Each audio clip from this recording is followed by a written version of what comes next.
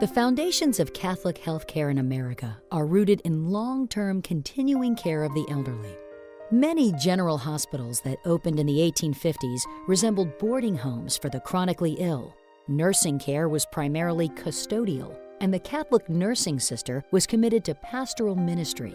At that time, there were no government programs to support the elderly, who often found themselves on poor farms and almshouses where they would live out the rest of their days isolated from family, friends, and the community. Since that time, Catholic-sponsored ministries have made elderly care a key component of their healthcare mission. With the introduction of Medicare and Medicaid in 1965, Catholic sponsors now had a dependable source of funding that allowed them to expand their ministries to the aging, combining competent and compassionate care to enhance God's healing presence to those in need. A half-century later, those services and skilled nursing facilities now serve as the foundation of many Catholic continuing care ministries, providing care to those in need of shelter, food, and health care. Today, nearly 500 Catholic skilled nursing facilities serve as witness to the legacy of elder care ministries created by communities of women religious more than a century and a half ago.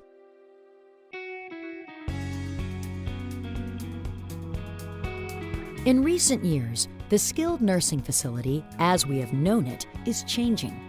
Thanks to increasingly sophisticated and successful home care options, an increasing number of frail elderly are able to age in place at home rather than seek an institutional environment. And government assistance payments to skilled nursing facilities no longer meet the costs of care for residents needing ongoing custodial care. Reduced reimbursement, increased regulation, and a seismic market shift have threatened the future viability of many Catholic continuing care providers.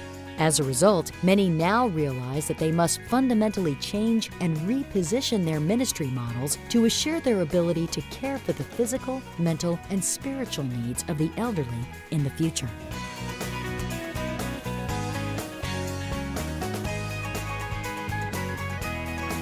Just as women religious responded to the healthcare needs of the American frontier in the 19th century, today's Catholic sponsors are pioneering the future of continuing care. Programs for all-inclusive care of the elderly, known as PACE, allow the frail elderly who would otherwise require custodial care to remain in their homes. Life at Lourdes, a PACE program sponsored by Our Lady of Lourdes Medical Center, transports clients to its state-of-the-art facility in southern New Jersey, providing full access to a wide variety of medical, therapeutic, and social services. A team of clinicians, nurses, and therapists help to assess and treat acute medical conditions and intervene proactively to avoid hospitalization or nursing home placement.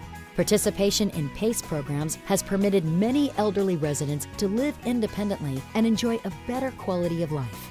Today, Catholic Health East sponsors 6 PACE ministries in the eastern United States, with 7 more currently in development.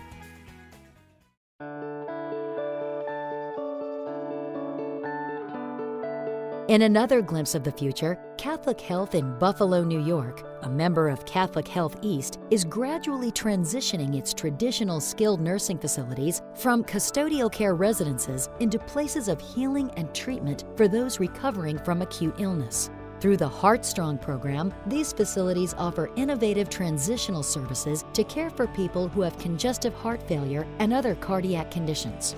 Other specialty care services, such as advanced wound healing and pulmonary care, are also offered. Typical users of this service include post-cardiac surgery patients. Others are frequently admitted directly from the emergency room for care that in the past would have been treated in the acute care setting. Through a comprehensive initiative on complex medical conditions, Catholic Health East is pulling together administrators and clinical leaders from across the system to reposition skilled nursing facilities to transitional care organizations in accordance with CHE's vision to integrate care across the continuum.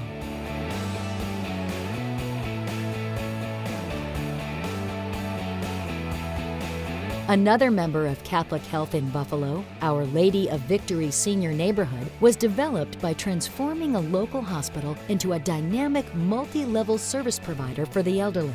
A long-term care residence and a vibrant Main Street complex are important parts of this initiative. And at the Victory Ridge Apartments, residents have access to other Our Lady of Victory neighborhood services, such as PACE, enabling them to age in place at home without having to move when the need arises for skilled nursing care.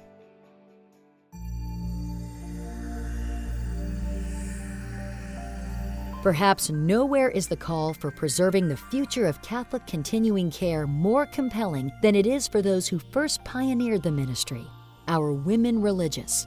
Those who stand to inherit these healing ministries are called upon to find ways to assure that the sisters who came before us are cared for into the future, as they have cared for so many through the generations. And once again, these courageous women are paving the way, creating sustainable business models, developing partnerships, and leveraging their resources to provide quality and compassionate care for their own.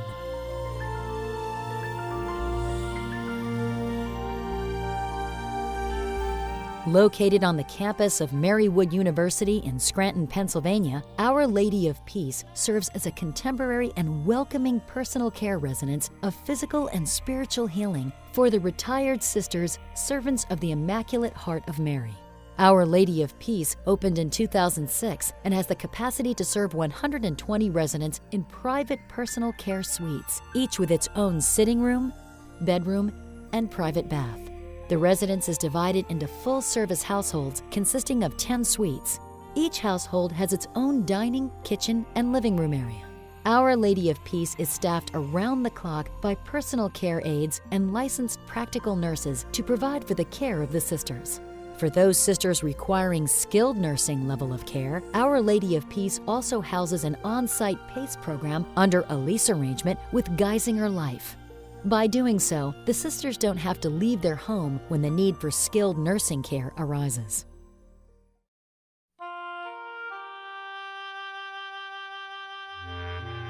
In 2009, the Sisters of Providence opened Mary's Meadow at Providence Place for the skilled nursing care of their retired sisters in an innovative setting they share with the laity. The 4 separate 10-person houses offer accommodations with a comfort level equal to that of residential homes.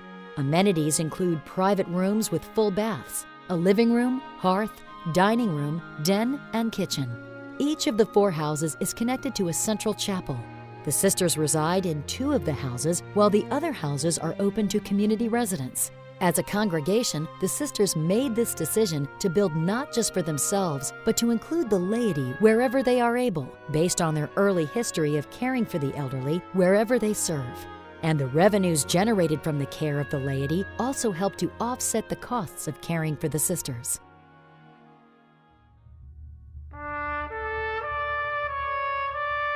As they struggle within today's tough regulatory and financial environments, many Catholic sponsors of continuing care lack the breadth of resources and support to balance the needs of their day-to-day service ministry with the need to provide some of these innovative practices to help reposition them for the future.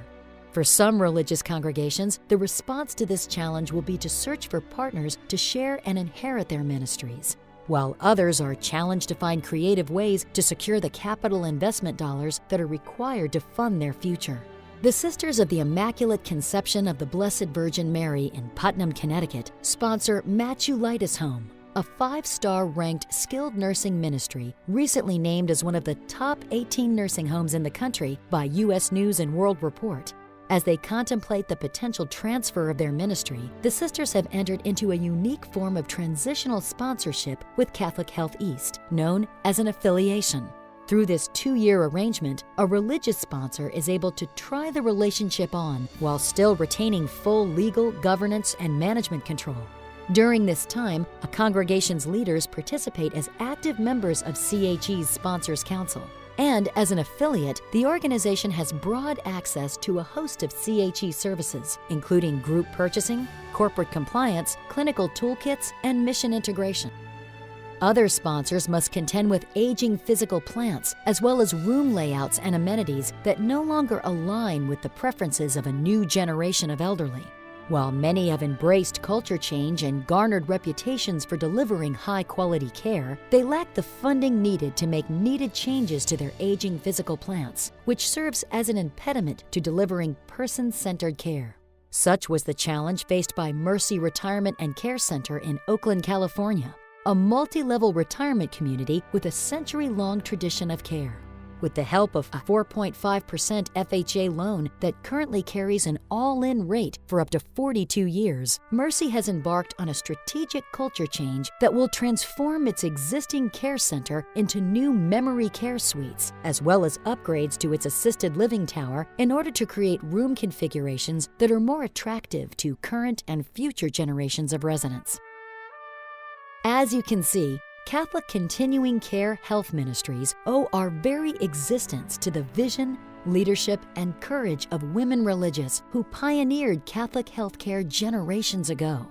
As our nation's population continues to age and the needs of the elderly continue to evolve, it is incumbent upon us to be bold, to innovate, and to make the necessary changes now so that we can meet the changing needs of the elderly in the future.